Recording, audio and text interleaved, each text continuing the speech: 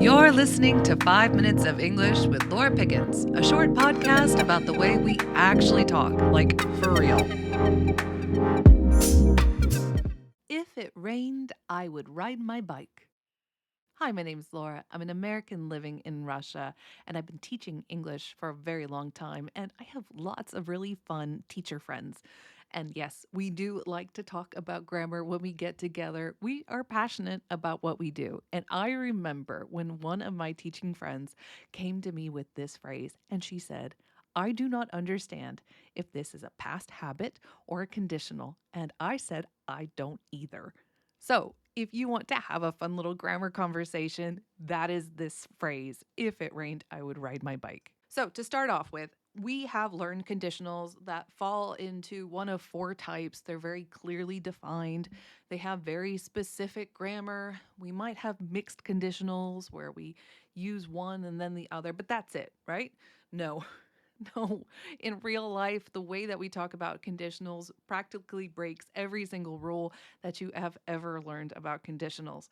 I cannot go through all of them in 5 minutes, but I think breaking this one down, we can start to see some of the nuance that we can put into conditionals. So I think the problem with this sentence is about the word would.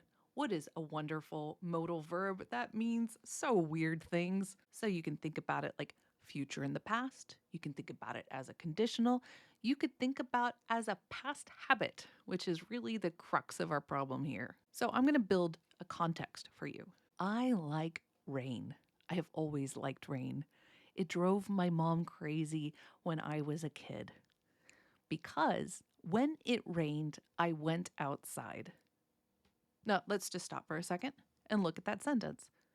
What is this conditional?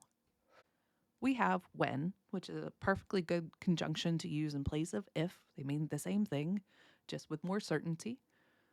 If it rained, here is a past simple. And we should know, past simple, that's second conditional, except when it's not. Because look at the rest of the sentence, I went outside. That is past simple as well. This is very much the zero conditional, something that's always true. When it rains, the grass gets wet, which is my example of zero conditional. That's present, that's always true. I'm talking about when it rained, I went outside, which was always true in the past. It's still a conditional, but it doesn't match the forms that we typically learn. So back to my story. When I was a kid, when it rained, I used to go outside and play. I used to go outside. Another way to talk about the past. This is a past habit. I loved rain so much.